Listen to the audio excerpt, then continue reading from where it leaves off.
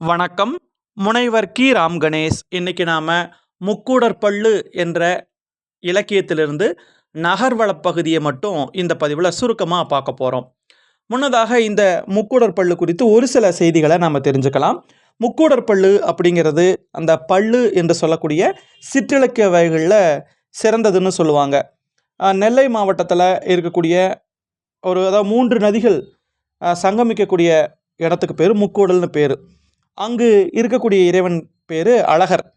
அப்படிப்பட்ட அந்த அழகர் பெருமானை தான் இந்த நூல் போற்றி பாடுகிறது அப்படின்னு சொல்கிறாங்க. அப்படிப்பட்ட இந்த முக்கூடற்பள்ளு இலக்கியம் பல்லர்களினுடைய வாழ்வியலை பற்றி பேசக்கூடியது. பல்லர்கள் அப்படிங்கிறவங்க விவசாய வேலை செய்யக்கூடியவர்கள். அதில் அந்த கதையினுடைய தலைவனாக வரக்கூடியவன் வடிவழக குடும்பன். அவனுக்கு 2 மனைவிகள் இருக்கிறார்கள். ஒருத்தி பேர் மூத்தப்பள்ளி, இன்னொருத்திக்கு பேர் இளையப்பள்ளி. ஒருத்தி மருதூர், இன்னொருத்தி பார்த்திங்கன்னா அந்த முக்கூடல். இல்லை, மூத்தவள் முக்கூடல் பகுதியை சார்ந்தவள், இளையவள் மருதூர் பகுதியை சார்ந்தவள். அப்போ அந்த 2 மனைவிமார்களுக்கு இடையில அடிக்கொரு தடவை சண்டை வந்துக்கிட்டே இருக்கும். அப்போது அவங்கவுங்க ஊர் பெருமையை அந்த மாதிரி அவங்கவுங்க ஊரில் என்ன நம்மளாம் சிறப்பாக இருக்கோ அவங்கவுங்க கடவுளை பற்றி இந்த மாதிரி பேசிக்குவாங்க. அப்படி பேசிக்கக்கூடிய பகுதியில் தான் அந்த நகர்வள பகுதி அமைஞ்சிருக்குது.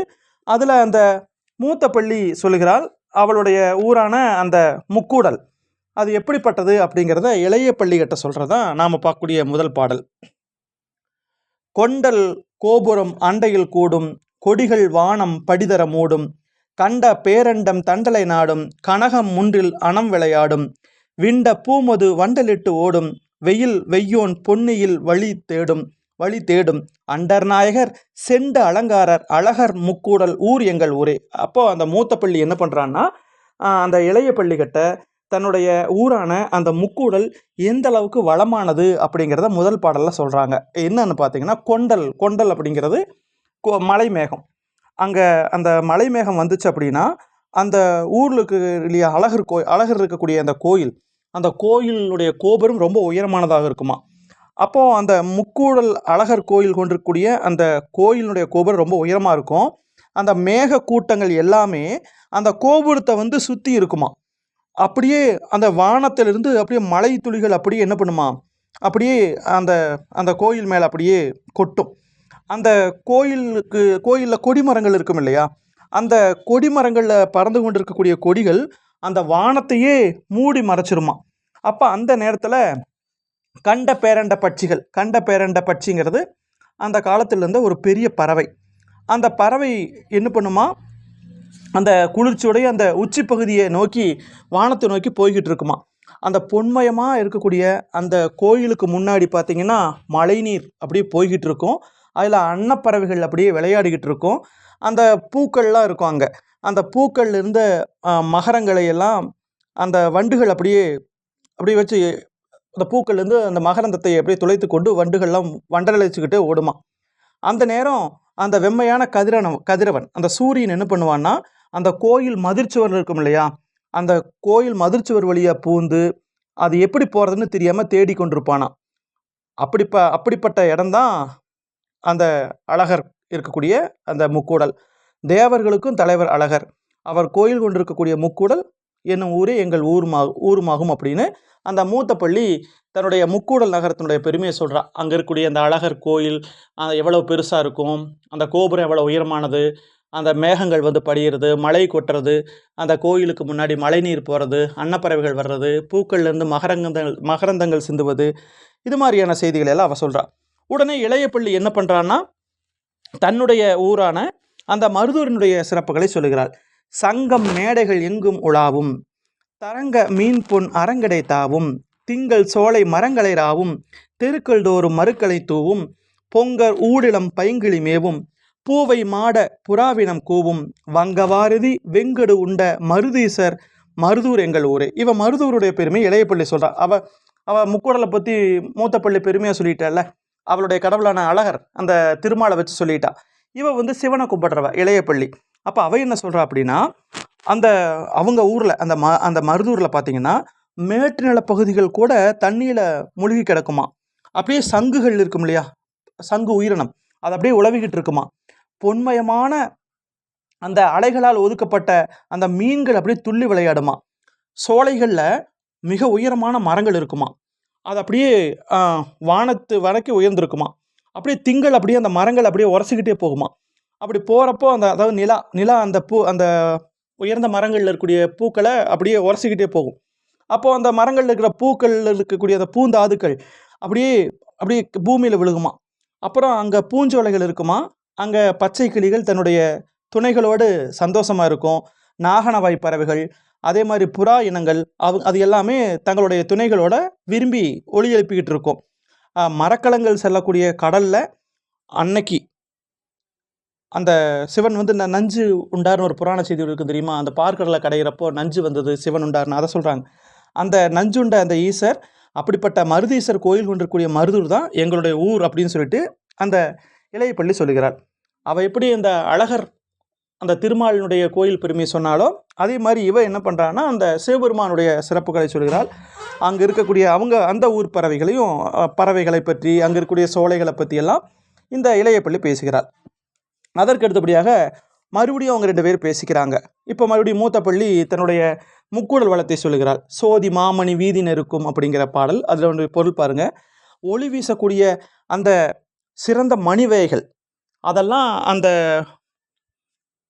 முக்கூடலில் இருக்கக்கூடிய மாளிகைகளில் பதிச்சிருப்பாங்களாம். வீதிகள் நெருக்கம் அதிகமாக இருக்குமா. அந்த வண்டுகள் திரிஞ்சிட்டு இருக்குமா மலைச்சோலைகளில். அது எந்நேரமும் ரீங்காரம் பாடிக்கிட்டே இருக்குமா. அந்த வண்டு ஒளி எழுப்பிக்கிட்டே இருக்கும். அந்த ஓசையை கேட்டுட்டு அந்த இரும்பு உள்ளங்கள் படைச்சவங்க இருப்பாங்க இல்லையா, சில பேர் இரும்பு மனசுன்னு சொல்லுவாங்கள்ல, அவங்க உள்ளங்களை கூட அந்த வண்டினுடைய ஓசை வந்து என்ன பண்ணுமா, வண்டினுடைய ஓசை உருக்கிருமா. அது மட்டும் இல்லாமல் 4 வகை சாதி சொல்லுவாங்க அந்த காலத்தில். அந்த நேர அரசர், வணிகர், சூத்திரர்னு அந்த பேதமெல்லாம் இல்லாமல் எல்லாரும் ஒன்றே குலம் அப்படிங்கிற மாதிரி இருப்பாங்களாம். அதுக்கப்புறம் நீர் இருக்கக்கூடிய இடங்களில் வாழை மீன்கள் எல்லாம் இருக்கும். அந்த தண்ணி மோப்பாங்க இல்லையா குடத்தில், அந்த குடத்துக்குள்ளே அந்த வாழை மீன்கள் எல்லாம் போயிருமா. அப்போ அந்த குடத்துக்குள்ளே போய் அந்த அப்படியே குடத்துக்குள்ளே அங்கிட்டு இங்கிட்டு அலமோதிக்கிட்டு இருக்குமா. அதுக்கப்புறம் இந்த எருமைகள் இருக்குமில்ல, இளைய எருமைகள், கன்றுகள், அதெல்லாம் வயல்களுக்குள்ளே போய் நீர் பூக்களை மேய்ஞ்சிட்டு அந்த பூக்கள் இருக்கக்கூடிய தேனையும் குடிச்சிட்டு அப்படியே ஒரு மாதிரி தடுமாறி திரியுமா.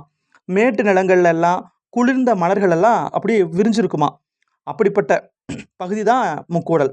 ஆதிநாதனாக விளங்கக்கூடிய முதல்வர், அனாதியாகவே விளங்கக்கூடிய ஒப்பற்றவர் அழகர், அவருக்கு சொந்தமான அந்த முக்கூடல் தான் எங்களுடைய ஊர் அப்படின்னு சொல்லி இந்த இடத்துல குறிப்பிடுற அந்த மூத்த பள்ளி. அதுக்கு அடுத்த உடனே அந்த இளைய பள்ளி என்ன பண்ணுறான்னா தன்னுடைய மருதூர் வளத்தை பற்றி சொல்கிறாள். தத்தும் பாய்மணல் முத்தம் அடைக்கும்ங்கிற பாடல். இதில் என்ன சொல்கிறாருன்னா, அவங்க ஊரில் பார்த்தீங்கன்னா தண்ணி போய்கிட்டு இருக்கும். அப்போது அந்த முத்துக்கள் வந்து அதிகமாக இருக்குமா அந்த தண்ணியில். அந்த முத்துக்கள் வந்து தண்ணீரை தடுக்குமா. அந்த அளவுக்கு செல்வாக்கான ஊர். அப்படியே சாலை வழியாக கொண்டு அப்படியே அந்த ரோட்ல எல்லாம் கூட முத்துக்களை குவிச்சிருக்குமா அந்த நீர்.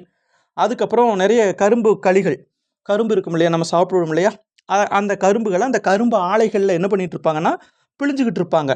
அந்த பிழியக்கூடிய அந்த ஓசை அங்கே பயங்கரமாக கேட்கும். அந்த பேர் ஓசையினால அங்கே இருக்கிறவங்க காதெல்லாமே செவிடாக மாறிடுமா.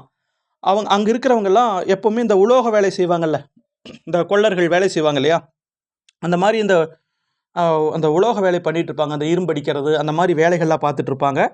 அந்த ஒளி, அந்த இரும்பு அடிக்கிற ஒளி பார்த்திங்கன்னா நம்ம ஒரு முரசு வச்சு அடித்தா எப்படி கேட்குமோ அதை விட அதிகமாக இருக்குமா.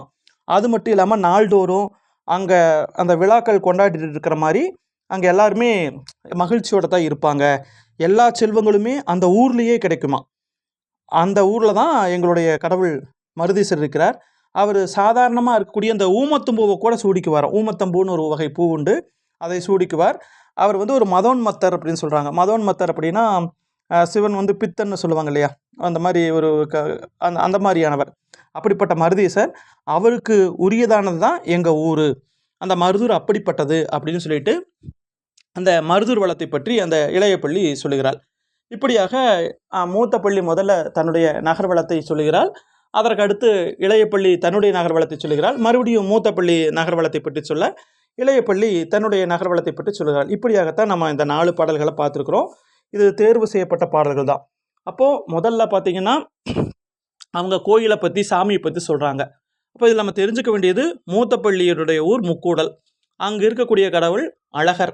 அந்த அழகருடைய அந்த கோயில் கோபுரம் எவ்வளவு உயர்வாக இருக்கிறது, அங்கே மேகங்கள் வர்றது, மழை பொழியறது, அப்புறம் அந்த கோயில் கொடிமரங்கள் அப்படியே வானத்தை மறைக்கிறது, அப்புறம் சூரியனுக்கு எங்கிட்டு போகிறதுன்னு தெரியாமல் அந்த கோயில் மதில் சுவர் வழியா பூந்து போகிறது, அந்த மாதிரி செய்திகள்லாம் சொல்ல, அதே மாதிரி இளையவள் என்ன பண்ணுறான்னா, அவங்க மருதூர், அந்த மருதூர் எந்த அளவுக்கு சிறப்பான ஊர், அங்கே அந்த சங்குகள் எப்படி உலாவிட்டு இருக்கும், அப்புறம் வானம் வரைக்கும் மரங்கள் இருக்கும், அப்போ அந்த நிலா அப்படியே உரசிட்டு போகும், அப்படியே அந்த பூந்தாதுக்கெல்லாம் அப்படியே மண்ணில் விழுகும், பச்சை கிளிகள், புறா இனங்கள் இதெல்லாம் தன்னுடைய கூட்டங்களோட தெரியும்.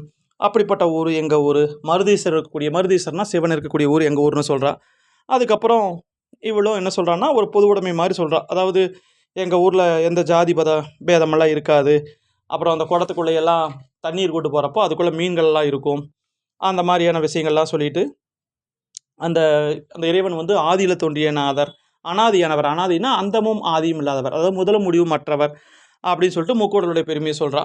உடனே இளையவள் என்ன சொல்கிறான், எங்கள் ஊர்லேயும் தான் தண்ணி ஓடுது, அந்த தண்ணீர் ஓடும்போது இல்லை முத்துக்கள் நிறைய வரும், முத்துக்கள் தான் அந்த தண்ணீரை அடைத்து கொண்டே போகும்.